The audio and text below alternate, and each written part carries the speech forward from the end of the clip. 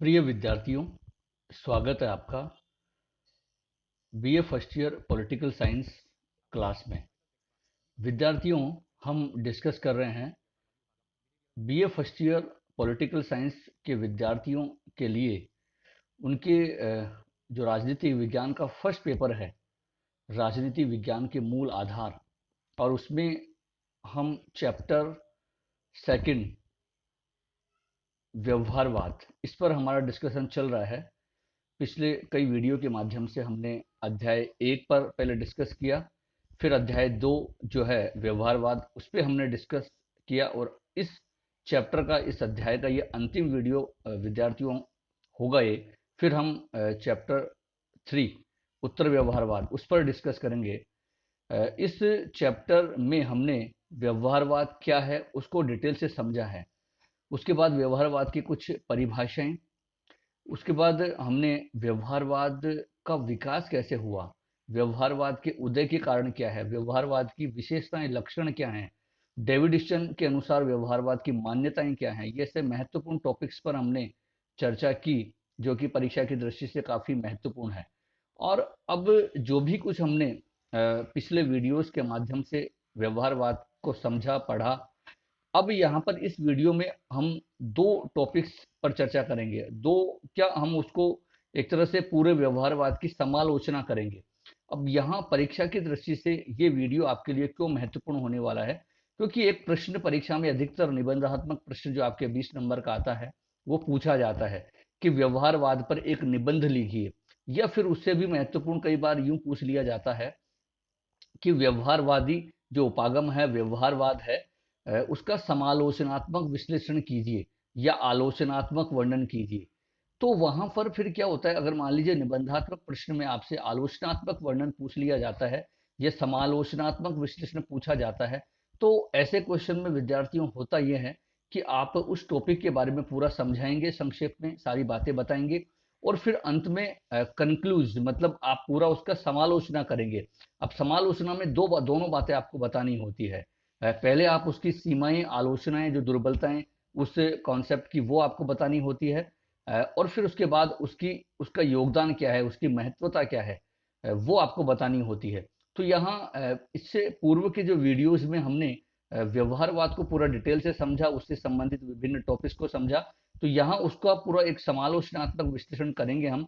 तो सबसे पहले तो हम जो व्यवहारवाद की जो आलोचना क्या है, आलोचकों ने क्या आलोचना की है, इसकी दुर्बलताएं क्या है, या फिर इसकी सीमाएं क्या है, आप कुछ भी कह सकते हैं।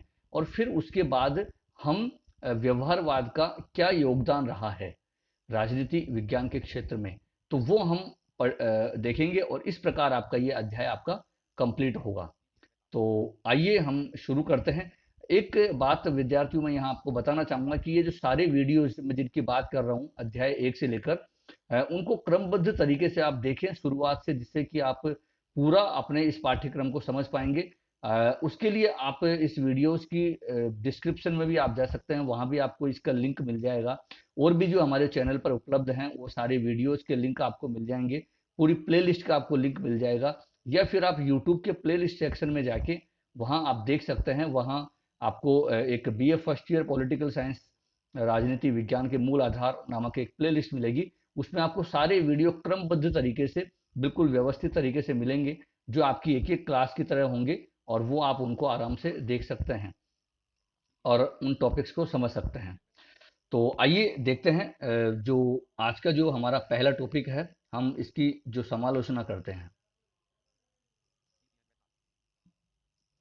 विद्यार्थियों, ये कुछ आप सामने देख पा रहे हैं, जो कि व्यवहारवाद की कुछ सीमाएं, कुछ आलोचनाएं, कुछ दुर्बलताएं, ये कुछ आलोचकों के द्वारा की गई है। मतलब क्योंकि कोई भी हम कॉन्सेप्ट देखें, कोई भी व्यक्ति देखें, कोई भी वस्तु देखें, कहीं न कहीं उसके दोनों पक्ष होते हैं। उसमें कुछ अच्छाइयाँ भी होती है, तो कुछ बुराइयाँ भी होती है। कुछ नकारात्मक बातें भी होती है, कुछ सकारात्मक बातें भी होती है। और जब हम किसी की समालोचना करते हैं, विश्लेषण करते हैं, आलोचनात्मक विश्लेषण करते हैं, तो हमें उनकी कमियों को भी बताना होता है, और उनकी जो अच्छाइयाँ हैं, खूबियाँ हैं, योगदान है, उनको भी बताना होता है। तो यहाँ व्यवहारवाद बेशक एक बहुत महत्वपूर्ण उपागम है, बहुत महत्वपूर्ण अवधारणा है, और इसने राजनीति को एक नवीन स्वरूप दिया। बेशक वो भी हम आगे देखेंगे, कि क्या क्या योगदान व्यवहारवाद का रहा, लेकिन कुछ कमियां भी इसकी रही। और जाहिर सी बात है, ये कमियां न केवल अन्य आलोचकों ने स्वीकारी, परंपरावादियों ने मानी, बल्कि स्वयं जो व्यवहारवाद के जनक थे, डेविड जैसे विचारक, उन्होंने स्वयं ने व्यवहारवाद में कुछ कमियां पाई, उसकी दुर्बलताएं उनको लगा, उन्होंने स्वयं ने गिनाई। और फिर उसको हम और डिटेल से आगे देखेंगे, जब उत्तर व्यवहारवाद पढ़ेंगे आप थर्ड चैप्टर में, वहां भी हम देखेंगे, तो वहां आपको पता लग जाएगा कि किस प्रकार इनके स्वयं के जो जनक हैं, डेविड स्वयं या अन्य जो और विचारक हैं, वो स्वयं इसकी आलोचना करने लगे, और फिर वो उत्तर व्यवहारवाद को जन्म देते, एक नई अवधारणा को, नए उपागम को, नए तरीके को जन्म देते हैं। राजनीति विज्ञान के अध्ययन का एक नवीन उपागम, एक आधुनिक दृष्टिकोण में एक नवीन जो चरण है, उत्तर व्यवहारवाद के नाम से वो आता है। तो कहने का मतलब है, कुछ कमियां थी, तभी जो अन्य आलोचक और इनके जो स्वयं इनके जनक भी, व्यवहारवाद के जनक ने भी स्वीकार करी। अब ये सारी आलोचनाओं को एक एक हम पॉइंट वाइज डिस्कस करते हैं, समझते हैं। बहुत डिटेल से आपको इसमें जाने की जरूरत नहीं है, बस एक पॉइंट आप अच्छे से रट लें, पॉइंट अच्छे से याद कर लें, और उन पॉइंट को आप आराम से संक्षेप में थोड़ा थोड़ा समझा दें, तो आप आराम से जितनी जरूरत है उतना ही आपको वहाँ समझाना होता है, बहुत ज़्यादा समझाना भी आपको नहीं होता है, तो उससे आप एग्जामिनर समझ जाएगा कि आपको इसकी पूरी आलोचनाएं पता है। देखिए, पहला जो पॉइंट आप देख पा रहे हैं कि भाषा शैली असाहित्यिक। देखिए, इसमें व्यवहारवाद की एक पहली आलोचना आलोचकों के द्वारा की गई कि कोई भी जो लैंग्वेज जब हम किसी में यूज करते हैं, तो व्यवहारवादी जो उपागम विश्लेषण, इसमें जो व्यवहारवादियों ने जो भाषा शैली है उनकी बड़ी अरुचिकर रही है, असुंदर रही है, क्योंकि कहीं भी बेहतर हमें तब लगता है जब कुछ रुचिकर शब्दों का प्रयोग हो, रुचिकर भाषा शैली हो। तो ऐसा नहीं, असाहित्यिक, क्योंकि साहित्य में यही होता है कि साहित्य का अगर भाषा शैली का यूज किया जाए, तो वो कहीं न कहीं रुचिकर होती है, सुंदर भी होती है दिखने में भी। अगर उन शब्दों का हम पूरा देखें, पूरे वाक्यांशों को देखें, पूरे पैराग्राफ्स को देखें, लेकिन व्यवहारवादियों ने इनकी जो शब्दावली थी, इन्होंने जिन शब्दों का प्रयोग किया, जिन शब्दों में अपनी बातें कही, तो वो कहीं न कहीं इनकी पूरी भाषा शैली, जिस भाषा का इन्होंने प्रयोग किया, वो अरुचिकर थी। नेक्स्ट जो सेकंड पॉइंट आप विद्यार्थियों देख पा रहे हैं, अत्यधिक शब्दाडंबर। अत्यधिक शब्दाडंबर का मतलब है कि यहाँ बहुत भारी भरकम शब्दावली का इन्होंने प्रयोग किया, और इसीलिए वो अरुचिकर भी थी, असाहित्यिक भी थी। तो वो एक ऐसा लगता था कि जो व्यवहारवादी जो है, वो शब्द जाल में फंसा रहे हैं, कोई भी बात कह रहे हैं कि वो शब्दों का जाल कोई बुन रहे हों, मतलब शब्दाडंबर ज्यादा था, और वास्तविकता, यथार्थ में वो चीजें कम थी, व्यवहार में वो चीजें कम थी। तो कहीं न कहीं एक तरह से वो व्यवहार के नाम पे, उनके जो व्यवहारवादी जो उपागम है, उसमें शब्दाडंबर दिखाई दे रहा था। आलोचकों का ये मानना है कि ये और कुछ भी नहीं है, ये केवल नवीन तकनीक, नवीन प्रविधियों की बात कर रहे हैं, अनुभव की बात कर रहे हैं, सत्यापन, परिमाणीकरण की बात कर रहे हैं, लेकिन वास्तव में केवल शब्दाडंबर है और कुछ भी नहीं है। तो ये मतलब उनके आलोचकों ने ये आलोचना की। नेक्स्ट जो तीसरा जो पॉइंट आप विद्यार्थियों देख पा रहे हैं, शोध के उद्देश्यों की अपेक्षा तकनीकों एवं प्रविधियों पर अत्यधिक बल। आलोचकों के द्वारा विद्यार्थियों व्यवहारवाद की ये बहुत बड़ी आलोचना की जाती है कि व्यवहारवादियों ने राजनीतिक विज्ञान को जो नवीन स्वरूप देने की बात कही, और उन्होंने कहा कि राजनीति को एक वैज्ञानिक तरीके से हमें समझना होगा, व्यवस्थित तरीके से। नवीन उन्होंने तकनीक भी इजाद की, नवीन नवीन अध्ययन पद्धतियां या प्रविधियां, आप बोल दे, तकनीक बोल दे, उनका प्रयोग उन्होंने किया। लेकिन वास्तव में कहीं न कहीं वो इसके चक्कर में वो जो अध्ययन का उद्देश्य होता है उसको भुला गए। मतलब ये आलोचना, बहुत बड़ी आलोचना की जाती है कि उन्होंने कि कोई भी राजनीति विज्ञान के अध्ययन का उद्देश्य क्या है, उसको तो वो भुला गए, उद्देश्य पर तो उनका ध्यान नहीं रहा, और केवल शब्दाडंबर, शब्दों का जाल और नवीन तकनीक प्रविधियों को अपनाना, अलग अलग एक वैज्ञानिकता की आड़ में विश्लेषण करना रहा, एक प्राकृतिक विज्ञान की तरह, राजनीति विज्ञान को भी प्राकृतिक विज्ञान की भांति उसका अध्ययन करना। तो कहीं न कहीं वो वास्तविक उद्देश्य को तो भुला ही गए कि हमारे सामाजिक सरोकार क्या है, हमारे राजनीतिक सरोकार क्या है, उनको तो भुला गए, और वो तकनीक और प्रविधियों के जाल में ही फंस कर रह गए, और वास्तविक उद्देश्यों की पूर्ति कर ही नहीं पाए। तो ये ही इसकी एक बहुत बड़ी आलोचना आलोचकों के द्वारा की जाती है। नेक्स्ट पॉइंट जो आप देख पा रहे हैं कि मूल्य निरपेक्षता पर अत्यधिक बल। मूल्य निरपेक्षता, ये मैंने आपको कहा भी था, बहुत महत्वपूर्ण यहाँ बात, कि व्यवहारवादियों ने मूल्य निरपेक्षता पर जोर दिया था। मूल्य निरपेक्षता पर जोर देने का उनका मतलब ये था कि मूल्यों को बिल्कुल नकारना, मूल्यों को अध्ययन मतलब राजनीति के अध्ययन में, राजनीति व्यवहार का अध्ययन में मूल्यों को बिल्कुल बिल्कुल भी उन्होंने स्वीकार नहीं किया था। व्यवहारवाद ने जो मूल्यों की अपेक्षा तथ्यों पर अत्यधिक बल दिया था। मतलब जबकि मूल्यों को भी कुछ भूमिका होती है, वैल्यूज जो होते हैं, नैतिक आदर्श होते हैं, जिसे परंपरावादियों ने मूल्यों पर काफी अत्यधिक जोर दिया था, लेकिन व्यवहारवादियों की आलोचना की जाती है, उन्होंने मूल्यों को न केवल कम स्वीकारा बल्कि उनको बिल्कुल नकार ही दिया।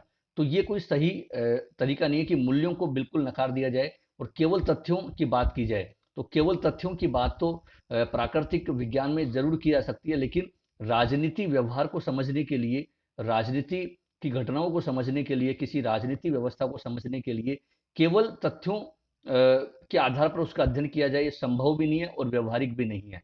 लेकिन इसी आधार पर इसकी आलोचना की गई कि इन्होंने मूल्य निरपेक्षता मतलब मूल्यों को बिल्कुल नकार दिया और केवल तथ्यों की बात करी। तो ये एक इसकी काफी महत्वपूर्ण आलोचना है। नेक्स्ट ये पॉइंट आप देख पा रहे हैं कि क्या होना चाहिए की अपेक्षा क्या है में विश्वास। इन्होंने ये भी एक आलोचक ये आलोचना करते हैं कि जो व्यवहारवादी हैं वो क्या होना चाहिए उसकी बात नहीं करते हैं, बल्कि क्या है, वर्तमान में क्या है, सामने क्या है, प्रत्यक्ष में क्या है, तथ्य क्या है, फैक्ट क्या है, मतलब उस पर जोर देते हैं। जबकि कुछ हमें कुछ कल्पना नहीं करेंगे, कुछ सोचेंगे नहीं कि हमें कैसा करना है, राजनीतिक व्यवस्था को कैसा बनाना है, राजनीतिक व्यवहार में किस तरीके से परिवर्तन लाना है, वो उस पर उसकी तो बात ही नहीं करते, केवल फैक्ट की बात करते हैं। तो वर्तमान की बात करते हैं, यथार्थ की बात करते हैं। तो ये सही नहीं है। तो आलोचकों ने इस आधार पे भी उसकी आलोचना करी, व्यवहारवाद की आलोचना करी। नेक्स्ट पॉइंट आप देख पा रहे हैं छठा, लोकतांत्रिक मूल्य व्यवस्थाओं के प्रतिकूल। मतलब आलोचक ये आलोचना भी करते हैं कि जो, क्योंकि ये मूल्यों को तो बिल्कुल नकार देते हैं, जो नैतिक आदर्श जो मूल्य हैं उनको बिल्कुल व्यवहारवादी नकारते हैं। तो ये एक लोकतांत्रिक सिद्धांत के भी प्रतिकूल है, क्योंकि लोकतंत्र में कहीं न कहीं, क्योंकि मूल्य क्या है, वैल्यूज क्या है, लोकतंत्र के कुछ आदर्श होते हैं, जैसे न्याय, स्वतंत्रता, समानता, अधिकार। तो ये इन आदर्शों को, इन नैतिक मूल्यों को तो जो व्यवहारवाद बिल्कुल नकारता है। तो फिर ये एक तरह से लोकतंत्र, जो कि एक पूरे विश्व की आज सबसे लोकप्रिय जो व्यवस्था है, इसको मतलब इसके प्रतिकूल है ये व्यवहारवाद की जो सोच है। तो इस आधार पे भी इसकी आलोचना की जाती है। नेक्स्ट है अनुभववाद पर अत्यधिक जोर। ये आलोचकों ने ये भी आलोचना की, क्योंकि आपने पढ़ा था व्यवहारवाद में कि अनुभववाद पर वो अत्यधिक जोर देते हैं। वो अनुभविक अध्ययन पद्धतियों के पर ही बल देते हैं, और वो हर वस्तु, वो मतलब हर फैक्ट को अनुभव की कसौटी पर, मतलब अनुभव करके ही वो उसका विश्लेषण करते हैं, अनुभव के आधार पे, न केवल कोई कल्पना के आधार पे या फिर अन्य वैल्यूज के आधार पे, मूल्य जो आदर्श है उनके आधार पे। तो अनुभव पर इतना अत्यधिक जोर देना वो भी एक तरह से आलोचकों के अनुसार गलत है, क्योंकि हर चीज हम अनुभविक रूप से उसको स्वीकार करें या अनुभव करें, ये जरूरी नहीं है। अब राजनीतिक व्यवहार को हम केवल हर बार अनुभव करें, ये जरूरी नहीं है। तो आलोचकों ने इनका अत्यधिक जो अनुभविक जो स्वरूप है, अत्यधिक अनुभविकता है, इसकी भी आलोचना करी है। नेक्स्ट इसकी जो आलोचना की जाती है, अत्यधिक खर्चीला। अत्यधिक खर्चीला क्योंकि यहाँ इतनी नवीन नवीन अध्ययन पद्धतियां, तकनीकों पर अत्यधिक जोर दिया, और जो जिस तरीके से प्राकृतिक विज्ञान की भांति सर्वेक्षण, बहुत आंकड़े जुटाना और फिर उनका विश्लेषण करना फैक्ट के आधार पे, तो कहीं न कहीं ऐसे में काफी पैसा खर्च किया गया। और उस वो पैसा खर्च भी किया, लेकिन वहां भी उन्होंने केवल शब्दाडंबर किया, अलग अलग नवीन अध्ययन पद्धतियों की बात तो करी, लेकिन वास्तविक जो अध्ययन का उद्देश्य है उसको वो बिल्कुल भुला गए।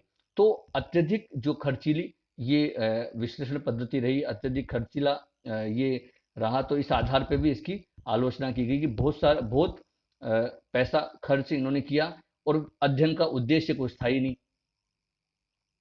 नेक्स्ट जो आलोचना की जाती है कि मानव के जो राजनीति व्यवहार का मापन संभव नहीं। बहुत महत्वपूर्ण ये भी आलोचक जो आलोचना करते हैं, परंपरावादी भी और अन्य आलोचक जो हैं वो, कि ये मानव व्यवहार की बात करता है, जो व्यवहारवाद है, कि वो मानव व्यवहार की बात करता है कि मानव व्यवहार का प्राकृतिक विज्ञान की भांति उनका सत्यापन किया जा सकता है, उसको मापा जा सकता है, कुछ नियम स्थापित, नियम सिद्धांत निर्माण किया जा सकता है। लेकिन आलोचक ये कहते हैं कि व्यवहारवाद जितना मानव व्यवहार के अध्ययन पर जोर देता है, मानव व्यवहार के विश्लेषण, उनको शोध पर जोर देता है, लेकिन वास्तविकता में यह है कि मानव व्यवहार को मापा नहीं जा सकता, उसको उसको समझा ही नहीं जा सकता, उसको उसके राजनीतिक व्यवहार को आप किस तरीके से मापे, कि कब बिल्कुल एक निश्चित नियम आप बना ही नहीं सकते हो मानव व्यवहार, क्योंकि मानव व्यवहार तो एक सिर्फ महसूस किया जा सकता है, वो तो परिवर्तित है, गतिशील है। आज मान लीजिए किसी राजनीतिक व्यवस्था के लोगों ने एक सरकार को वोट दिया, कल वो उसी सरकार को हरा भी देते हैं, तो कहीं न कहीं इसमें नियमितता नहीं है, ये आलोचक ये कहते हैं। तो इस आधार पर भी इसकी आलोचना की गई है। नेक्स्ट जो 10वां पॉइंट है कि अन्य पद्धतियों के महत्व को नकारना या उनको स्वीकार नहीं करना। मतलब अन्य जो जो व्यवहारवादियों की एक ही आलोचना भी की गई कि जो अन्य जो अध्ययन पद्धतियां हैं, केवल जो ये वैज्ञानिक अध्ययन पद्धतियों की बात तो करते हैं केवल, लेकिन जो अन्य अध्ययन पद्धतियां हैं जो परंपरागत भी मानी जाती है, जिसमें तुलनात्मक, वर्णनात्मक और जो निगमनात्मक अध्ययन पद्धति, तो उन अध्ययन पद्धतियों को बिल्कुल ही नकार देते हैं, उनको स्वीकार ही नहीं करते। केवल जो वैज्ञानिक और जो नवीन जो अध्ययन पद्धतियां, नवीन तकनीक जो जिनका इन्होंने इजाद किया, नवीन उन्हीं अध्ययन पद्धतियों को स्वीकार करते हैं, वैज्ञानिक अध्ययन पद्धतियों को। परंपरागत जो अध्ययन पद्धतियां हैं उनको बिल्कुल ये स्वीकार नहीं करते हैं। तो ये कहते हैं कि हर कोई भी जो अन्य पद्धति में भी कुछ पॉजिटिव या सकारात्मक चीजें हो सकती, तो उनको भी ये स्वीकार नहीं करते। तो ये भी एक इनकी काफी आलोचना का विषय है। नेक्स्ट जो पॉइंट आप देख रहे हैं 11वां अंतिम पॉइंट, कि जो सूक्ष्म अध्ययन के निष्कर्षों को वृहद रूप में लागू करना। अब इसका मतलब क्या हुआ? जो सूक्ष्म अध्ययन मतलब ये क्या करते हैं कि जैसे कि कहा कि वैज्ञानिक तरीके से, प्राकृतिक विज्ञान की भांति वो राजनीति व्यवहार को, राजनीति विज्ञान का अध्ययन करते हैं। तो वहां होता क्या है? तो मान लीजिए किसी राजनीतिक व्यवस्था को उन्हें समझना है, या किसी राजनीतिक घटना को, या अब मान लीजिए उसका वो कुछ आंकड़े जुटाते हैं, शोध जब करते हैं, वो फैक्ट की बात करते हैं, तो फैक्ट के लिए वो क्या करते हैं? कुछ आंकड़े, तथ्य जुटाते हैं। अब वो ये तो है ही नहीं पूरी राजनीति व्यवस्था से वो आंकड़े जुटाएंगे, कहीं न कहीं एक निश्चित स्थान से वो आंकड़ा जुटाते हैं, और फिर उसको वो पूरी राजनीतिक व्यवस्था पर ही, पूरे देश पर उसको वैसा ही मान लेते हैं। मतलब एक थोड़ी सपोज करो कि पूरे भारत में वर्तमान सरकार की लोकप्रियता की जांच करनी है। अब व्यवहारवादी क्या करेंगे? पूरे भारत में एक एक व्यक्ति से, एक एक वोटर से पूछेंगे नहीं, ये संभव भी नहीं है व्यवहारिक रूप से। वो क्या करेंगे? थोड़ा थोड़ा अलग अलग जगह से वो कुछ लोगों के जो राजनीतिक व्यवहार है उसको समझेंगे, और फिर उसको पूरी भारत की मतलब एक मत मान लेंगे, उसको स्वीकार कर लेंगे, और उस आधार पर निष्कर्ष निकाल लेंगे। तो यहाँ पर आलोचक यही आलोचना करते हैं कि सूक्ष्म आंकड़े जुटाकर उसको, सूक्ष्म अध्ययन को वो पूरे वृहत स्तर पर उसको लागू करने का प्रयास करते हैं, जो कि एक सही तरीका नहीं है। एक छोटे से एक स्थान से आप आंकड़े जुटाकर उन निष्कर्षों को पूरी व्यवस्था पर आप लागू करने की बात करते हैं, थोपने की बात करते हैं, और तो वो पूरी व्यवस्था का निष्कर्ष मान लेते हैं, तो वो सही नहीं है। तो यहाँ बहुत डिटेल से मैंने हालांकि आपको ये आलोचना बता दी विद्यार्थियों, आपको इतना डिटेल से करना नहीं है, बस केवल यही है कि आप पॉइंट्स ये सारे शामिल करें, जब आलोचनात्मक विश्लेषण करें तो पॉइंट आप ये सारे शामिल करें, और थोड़ा थोड़ा दो दो लाइन में आप डिटेल करके आप इन सारी बातों को समझा सकते हैं, इन आलोचनाओं को बता सकते हैं। अब विद्यार्थियों की कोई भी जो वस्तु, जैसे कि मैंने कहा व्यक्ति है, वस्तु है, या अवधारणा है, या उपागम है, कहीं न कहीं उसमें नकारात्मक बातें तो हम देखते हैं, तो ये उसकी आलोचना है। लेकिन कहीं न कहीं व्यवहारवाद का कुछ योगदान भी है, व्यवहारवाद की कुछ पॉजिटिव बातें भी हैं, कुछ सकारात्मक बातें भी हैं, तो कुछ महत्वता भी है। तो वो क्या है? वो अब हमें समझनी होगी। तो अब हम देखते हैं कि व्यवहारवाद का राजनीति विज्ञान को क्या योगदान रहा, राजनीति को क्या योगदान रहा।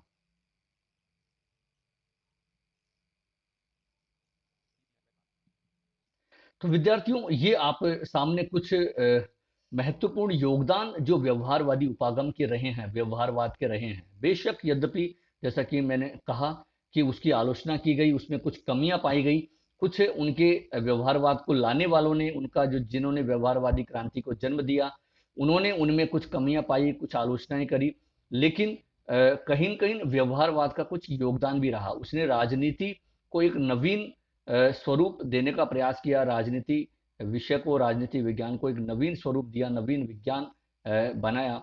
तो बेशक, तो क्या क्या उनका महत्वपूर्ण योगदान रहा, तो ये कुछ पॉइंट के माध्यम से हम उनके कुछ महत्वपूर्ण जो योगदान है उसको समझने का प्रयास करें, और ये सारे पॉइंट आपके सामने हैं, इनको एक एक पॉइंट को हम समझने का प्रयास करेंगे।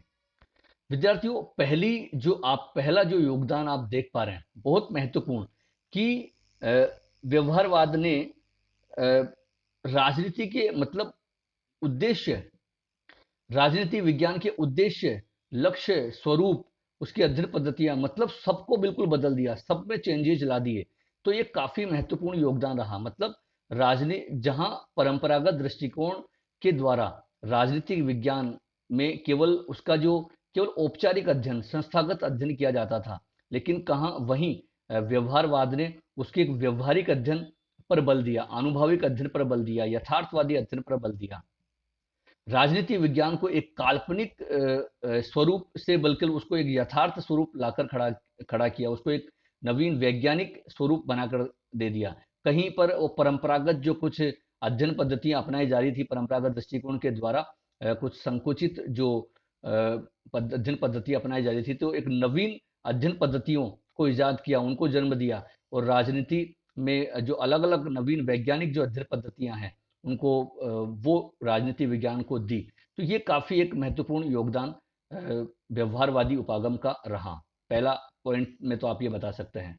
सेकंड जो आप देख पा रहे हैं, व्यवहारवाद ने राजनीति विज्ञान को नई भाषा, नए मूल्य, नवीन दिशा प्रदान की है।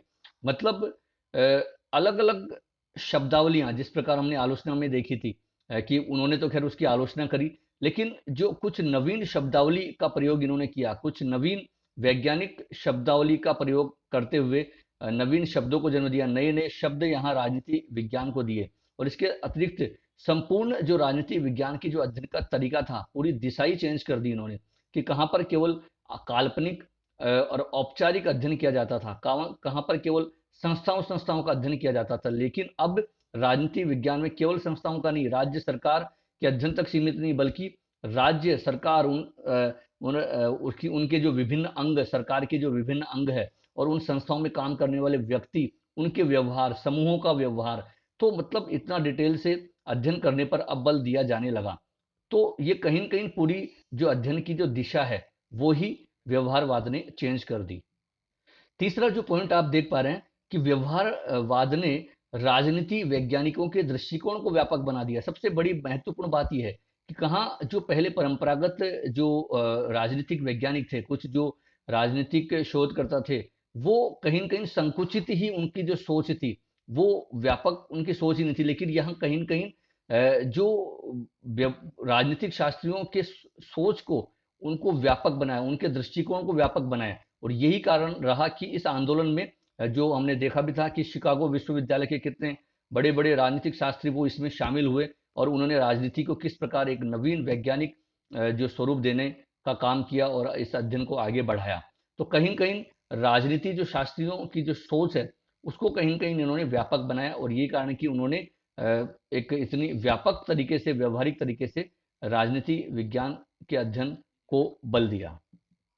चौथा पॉइंट आप देख पा रहे हैं कि व्यवहारवाद ने राजनीति विज्ञान के जो धरातल को मतलब यथार्थ स्वरूप दे दिया, यथार्थ पर लाकर खड़ा कर दिया, राजनीति विज्ञान को यथार्थ के धरातल पर लाकर खड़ा कर दिया। इसका मतलब क्या हुआ कि कहाँ पर जब परंपरागत दृष्टिकोण के द्वारा एक काल्पनिक अध्ययन किया जा रहा था, काल्पनिकता पर जोर दिया जा रहा था, कल्पनाएं की जा रही थी, लेकिन यहाँ पर उन्होंने काल्पनिक अध्ययन की बजाय व्यवहारवादियों ने वास्तविक अध्ययन, यथार्थवादी अध्ययन, व्यवहारिक अध्ययन पर जोर दिया था। तो इससे क्या है कि राजनीतिक विज्ञान को उस काल्पनिक स्वरूप की बजाय उन्होंने, व्यवहारवादियों ने यथार्थ स्वरूप, वास्तविक स्वरूप एक तरह से दे दिया। तो ये भी इसका काफी महत्वपूर्ण योगदान है। नेक्स्ट पॉइंट आप देख पा रहे हैं कि व्यवहारवाद ने जो अध्ययन के नए तरीके, जो नवीन अध्ययन पद्धतियां, मापन के नवीन तरीके, तो ये राजनीति विज्ञान को दिए। मतलब क्योंकि हमने देखा था कि अनुभवात्मक अध्ययन पद्धतियां इन्होंने अपनाई थी, अनुभवात्मक तरीका इनका था। और इसके अलावा जो वैज्ञानिक अध्ययन पद्धतियां पर इन्होंने नई इजाद की, तो वो राजनीति विज्ञान के अध्ययन के लिए नवीन नवीन अध्ययन पद्धतियां और नए नए नए तरीके, नई नई प्रविधियां उनको जन्म दिया। तो ये काफ़ी महत्वपूर्ण योगदान रहा, क्योंकि इन्होंने अनुभववाद पर काफ़ी जोर दिया था। तो कहीं न कहीं राजनीतिक व्यवहार को मापने की बात, सत्यापन, परिमाणीकरण और और नवीन नवीन जो वैज्ञानिक अध्ययन पद्धतियां, उन पर काफ़ी जोर दिया। अंतः अनुशासनात्मक जैसी अध्ययन पद्धतियों को जन्म दिया। तो ये काफ़ी योगदान इनका रहा, जिससे कि राजनीति को एक नवीन स्वरूप, राजनीति को एक विज्ञान का स्वरूप देने पर बल दिया गया, यह दिया गया। एक नेक्स्ट जो पॉइंट आप देख पा रहे हैं कि व्यवहारवाद का ही ये योगदान था, जिससे कि जहां पर राजनीति विज्ञान में या राजनीति शास्त्र में जो अध्ययन का केंद्र बिंदु जहां पर राज्य हुआ करता था, लेकिन अब व्यक्ति हुआ, क्योंकि इन्होंने मानव के व्यवहार पर, मानव के राजनीतिक व्यवहार को अध्ययन का केंद्र बनाया।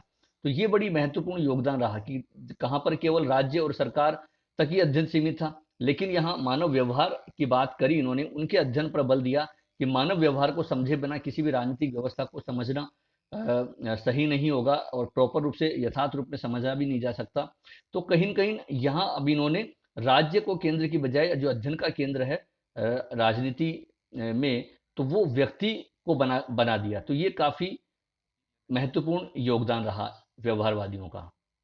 नेक्स्ट जो पॉइंट विद्यार्थियों आप देख पा रहे हैं, बहुत महत्वपूर्ण बात कि व्यवहारवाद ने एक तरह से राजनीतिक शास्त्र को सामाजिक इंजीनियरिंग, सोशल इंजीनियरिंग का एक तरह से माध्यम बनाने में एक नवीन दिशा दे दी है।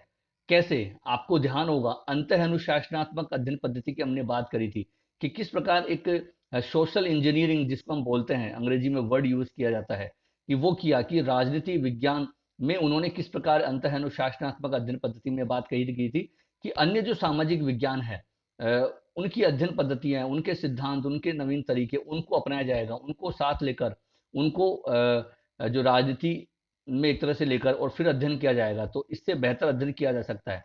तो ये जो अंतः अनुशासनात्मक जो अध्ययन उपागम की पद्धति थी, ये एक तरह से सोशल इंजीनियरिंग को दिशा देना था राजनीति विज्ञान में, राजनीतिक शास्त्र में। तो ये एक काफी महत्वपूर्ण योगदान व्यवहारवाद का रहा।